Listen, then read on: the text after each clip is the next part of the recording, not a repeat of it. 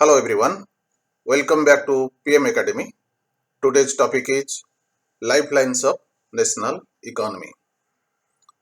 Dear students, all of you know that goods and services, they don't move themselves.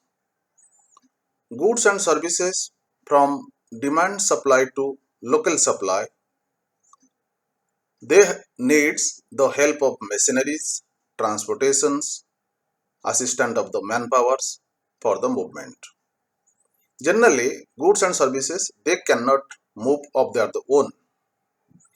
And when they move from demand local to supply local, they need the help of transportation. Without transportation, it is not possible. And while talking about the transportation, we see on the domain of the earth, the three types of the transportation. On land and also in sea and in the air. Or we can say land transportation, air transportation, and the sea transportation, or you can say land transport, sea transport, and air transport.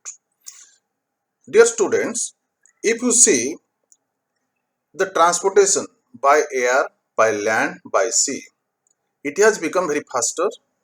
That's why actually the India has become very prosperous when the goods and services move very fast. So we get our the goods commodities means our the requirement very soon at our the doorsteps. It helps for increasing the business as well as the growth of the economic of our the country.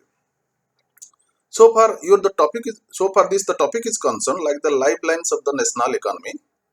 As three types of the transportations are there, I am going today to discuss about you the transportation, land transportations, particularly the road parts or the roadways.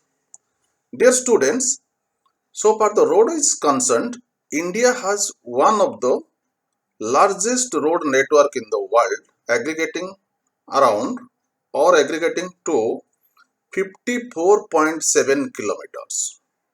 Now imagine that 54.7 kilometers of the road network we have today. And while talking about the roads, nowadays actually instead of the railways, the road demands has grown rapidly and the demand for the roads are more and more. Because why? First thing is that the construction of the roads is economical or less costly in comparison to the railways. Secondly, dear students, it can move, the roads can pass on or pass into the higher slopes of the hills and the mountains. Third point is that actual the roads also can pass into topographical areas, or you can say undulating topography areas like the wave like the topography. So it can pass through. It is not possible by the railways, but it is possible by the roads. Another important point is that road transportations, it is very economical. If suppose smaller amount of the goods are there or few peoples, it is possible to transport it by the help of smaller vehicles on the roads. So we don't also need the larger transportations like the railways in this case. It is highly economical. Second, another thing is that actually it also provides the door-to-door service. Means actual while depending upon the road transportations, the vehicles also reach on the doorsteps of our the godams, or you can say good doorsteps of our the factories or the industries. So loading and unloading can be easily done there, which is not possible in case of the railways. So dear students, and last one I can also tell you that actually it works like a feeder to other forms of the transportations. Means actual by using the roads we can reach to the airports, we can reach to the seaports, we can reach to the railway stations. So it is also works like a feeder to the other means of transportations. Dear students, after discussing about the roadways or the road networks, generally road networks or you can say roads are classified in India under 6 categories according to their the capacity.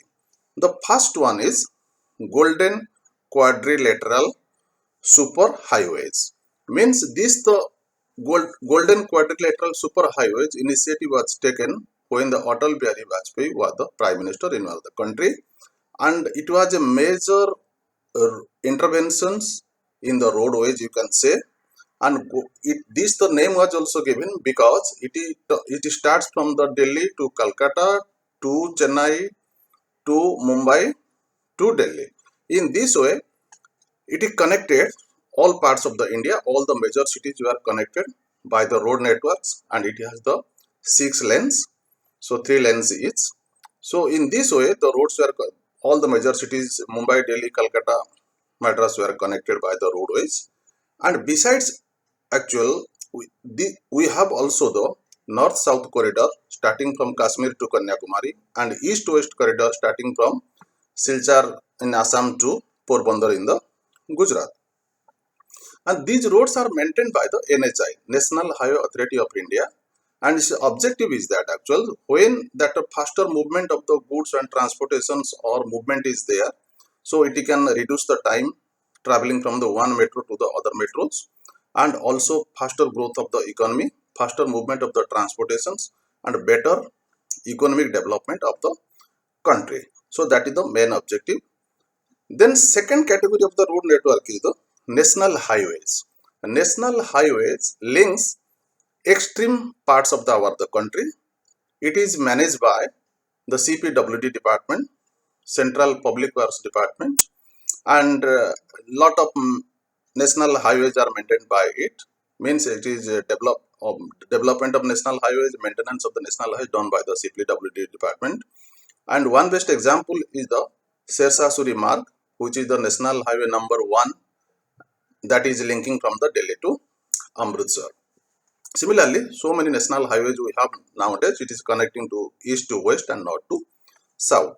Besides national highways, we have also the state highways. The state highways are maintained by the state government, and the state government has its own department, that is the PWD department, that is known as the Public Works Department. Major objective of the state highways are connecting the state capital with the district headquarters. That is the major objective. So means all the district people have to access to the state capitals. So this is maintained by the PWD department of the state government. Besides the state highways, that is the district roads. District roads are maintained by the Jilla Parishadas. Its objective is that actual all the villages have to access to the district headquarters. All the people reach can do the district headquarters, and this is maintained by the Jilla Parishads. So besides this, besides the district roads, we have also other type of the roads in the village areas, in the rural areas, in the smaller towns, and that is also managed by the state governments.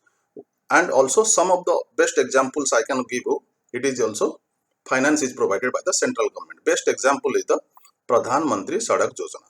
Its objective was to give the road access to all the remote or inaccessible areas. All the villages having the Pakka roads, they can easily access to the nearby cities as well as the major cities of the India. Now almost all parts of the India, almost all the villages now have been covered up by the Pradhan Mantri Sadak Yojana, and this the initiative was taken by the Atal Bihari Vajpayee during his tenure as the Prime Minister.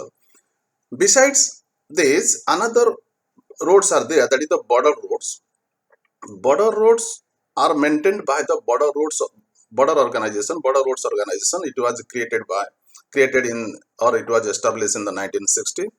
Its the objective was that inaccessible areas in the north and the northeastern parts, so to construct the roads, and people should be accessible in that areas, and it will bring a better economic growth, because most of the northern and the northeastern part of the India, so it is covered by the mountains, very difficult to access due to the border roads organizations.